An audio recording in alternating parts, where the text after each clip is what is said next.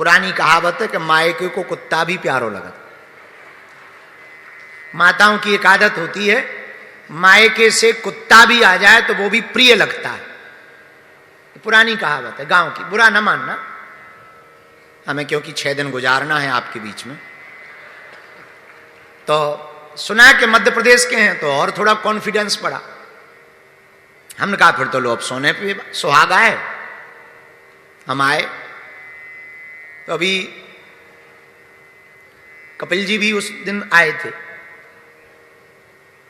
सब लोग थे, शायद अरुण सेठ भी रहे होंगे, परिचय उतना गहरा नहीं था हमारा, सब लोग थे। मुंबई से तो वैसे ही हमारा प्रेम है, इसको हम माया नगर, सब लोग माया नगरी कहते हैं, पर हमारा उद्देश्य है कि माया नगरी में माधव की बात होनी चाहिए। तो उसी दिन हमने मंच से कहा कि त्रिपाठी जी और तो सब ठीक है, एक आश्रम की स्थापना यहां हो गए तो हमको आने जाने का बहाना मिल जाएगा। बुरा ना मानना, एक बहुत पते की बात बोले, हमसे कई चेलन ने घोषणा करवा दी कि हम मंदिर बनवा रहे, आज तक नहीं आगे की लगन ने बनवा। तो हमें लगो जा भी घोषणा ऐसे ही हो गई। पर जब पिछले साल भूमि पूजन हुआ और कार्य प्रारंभ हुआ तो मन को बड़ी संतुष्टि हुई कि हमारे त्रिपाठी जी वचन के बहुत पक्के।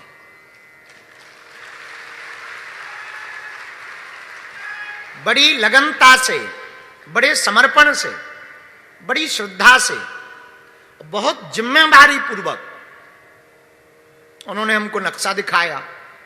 यहां बालाजी बैठेंगे, यहां महादेव विराजमान होंगे, अब आप आज्ञा करो। तो हम पिछली बार आए, ऐसे ही काम तो पूरा भाव ही ना, तो काम तो अभी भी लगा है। हमने बैठे ही बैठे कह दिया और तो ठीक है, अप्रैल में प्राण प्रतिष्ठा होगी। आपकी हर साल शिवराजपुर में यज्ञ होती है फरवरी में, उसकी व्यस्तता के बाद भी बिना कोई सोचे विचारे एक क्षण में कहा गुरुजी आप डेट दे दो। तो आचार्यों से मुहूर्त निकलवाया और समय तिथि ये तय हो गई कि 14 अप्रैल को महाराष्ट्र की भूमि में जगत गुरु संत तुकाराम की भूमि पर, संत ज्ञानेश्वर महाराज की भूमि पर, संत श्री गाडगे जी महाराज जी की भूमि पर, परम भक्ति माता जनाबाई की भूमि पर, छत्रपति वीर शिवाजी महाराज की भूमि पर, आद्य शक्ति भगवती मुंबा देवी की भूमि पर, प्रथम पूज्य भगवान गणनायक सिद्धि विनायक की भूमि पर भगवान श्री बागेश्वर बालाजी का विराजमान होगा, पदार्पण होगा, प्राण प्रतिष्ठा होगी। और भगवान की बड़ी कृपा कि हमको आज से 11 तारीख तक भिवंडी के इस धर्म परिक्षेत्र में, अब तो ये बागेश्वर तीर्थ क्षेत्र हो गया है। वैसे भी भागवताकार कहते हैं यदा भागवती वार्ता, जहां भी भागवत की कथा होती है, बोले सुनो, जहां भी ठाकुर जी की कथा गाई जाती, भगवान नाम जप किया जाता, जहां संत चरण रख देते, वो भूमि पर साधारण भूमि नहीं रहती, वो पुण्य भूमि साक्षात तीर्थ का रूप ले लेती है। हम लोगों का घूमने का मन होता है तो शिमला ऊटी जाते हैं, जैसे मध्य प्रदेश वाले बंबई आ जाते, बंबई वाले दुबई चले जाते या विदेश। पर कभी कभी तीर्थों का भी घूमने का मन होता है तो वो कहां जाते हैं? तीर्थों का मन होता है तो वो ऊटी शिमला घूमने नहीं जाते, जहां कथा होती है वहां तीर्थ सचल रूप से चल करके आ जाते हैं। इसलिए संत गाते हैं यदा भागवती वार्ता, जहां भागवत की कथा है वहीं ठाकुर जी हैं, जहां भागवत की कथा है वहीं वृंदावन है, जहां भागवत की कथा है वहीं परम भागवत है, जहां भागवत की कथा है वहीं कृष्ण कन्हैया जी हैं। अब तो ये भिवंडी का क्षेत्र साक्षात श्रीधाम वृंदावन बनने जा रहा है, साक्षात बागेश्वर धाम बनने जा रहा है, जहां स्वयं श्री कलिकाल के राजा कौन अंजनानंदनम वीरम जानकी शोकनाशनम कपीसमक्ष हंतारम वंदे लंका भयंकरम। श्री हनुमान जी महाराज, जिनका चारों युगों में प्रताप है, उन हनुमान जी महाराज का पदार्पण मुंबई की इस भिवंडी की भूमि पर उनकी ही कृपा से, उनकी ही प्रेरणा से, उनके ही भगत के द्वारा होने जा रहा है। ऐसे हमारे श्री रुद्र प्रताप त्रिपाठी जी का जो संकल्प था वो पूर्ण हुआ और हमको 15 तारीख तक मुंबई में रहने का सौभाग्य मिल रहा है। और आज ही हमने निश्चय किया, देखो वैसे तो हम रातों के राजा हैं, रात हमें बड़ी अच्छी लगती। हमारे पूज्य गुरुजी एक बात बहुत अच्छी बोलते थे, पूज्य श्री दादाजी, किसी भी साधु को साधु देखना है तो उसके दिन मत देखो, उसकी रातें देखो। तो हमें तब समझ में नहीं आया, हमने कहा कि रातें क्यों देखो? बोले दिन में तो असाधु भी साधु बन जाता है, रात को कंट्रोल नहीं कर पाता, पर जो रात को साध ले वही पक्का साधु होता है।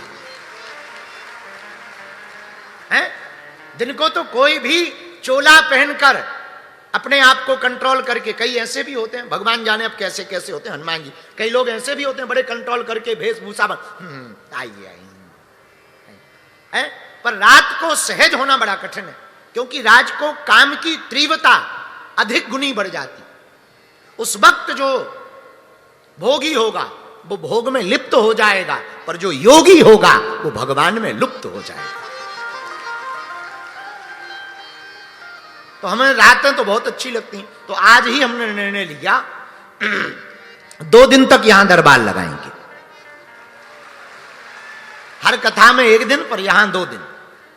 और 12 तारीख को शाम काल को हनुमान जी का जन्मोत्सव यही मनाएंगे, और 14 को, क्योंकि 12 को हनुमान जयंती जन्मोत्सव है, तो 12 तारीख को खूब भव्यता के साथ हनुमान जन्मोत्सव मनाएंगे, और फिर 14 तारीख को हनुमान जी का स्थापना महोत्सव मनाकर हम आगे की यात्रा पर जाएंगे। आज की चर्चा, श्री ठाकुर जी की चर्चा, साप्ताहिक श्रीमद् भागवत कथा की प्रारंभ करते हैं। आज का सूत्र नोट करें, देखो, तन की एकता से कभी भी कल्याण नहीं होना है, मन की एकता से ही कल्याण होगा। तन के द्वारा तुम मंदिर तक पहुंच सकते हो, ईश्वर तक नहीं पहुंच सकते। तन से पहुंचना मंदिर का विषय है, पर मन से पहुंचना ईश्वर का विषय है। मंदिर तक तन से पहुंचा जा सकता, लेकिन ईश्वर तक पहुंचने के लिए मन की आवश्यकता है। और हम लोग, बुरा न मानना, तन को ज्यादा चमकाते, मन को नहीं। और जो तन को चमकाते हैं वो वासना में फंसते हैं, जो मन को चमकाते हैं वो उपासना में फंसते हैं। अब प्रश्न उठता है कि मन कैसे चमकाएं? देखो, सबके अपने अपने सर्फ एक्सल होते हैं। कपड़ा ज्यादा खराब हो जाए, साबुन लगाओ, साबुन में ठीक ना हो, सर्फ एक्सल में डुबो दो, सर्फ एक्सल में ठीक ना हो तो तरह तरह के लिक्विड आ गए, वो लगाओ, थोड़ा सा बुरुश घिसो, दाग मिट जाएगा, चमकते धमकते कपड़े हो जाएंगे। तो कपड़े को साफ करने के लिए डिटर्जेंट की आवश्यकता है, तन को साफ करने के लिए साबुन की आवश्यकता है, पर मन को साफ करने के लिए भगवान की कथा की आवश्यकता है। और सुनो, तन कितना भी व्यवस्थित हो गए पर मन खराब हो गए ना तो कोई काम का नहीं है तन। हाँ, क्या काम का है भाई? ये गाड़ी कितनी भी बढ़िया हो गए पर इंजन ना हो गए, नदी कितनी भी बड़ी हो गए पर पानी ना हो गए, किसी काम की है क्या? बोलो, नहीं है। उसी प्रकार तन बहुत बढ़िया हो गए पर मन बेहतर ना हो गए तो ये तन भी किसी काम का नहीं है। अब प्रश्न उठता है कि मन को ठीक कैसे करें? तो तन की एकता नहीं, मन की एकता चाहिए। एक बात हम शुरू करने के पहले बोल देते हैं स्पष्ट रूप से। अभी हम जब जैसे ही उतरे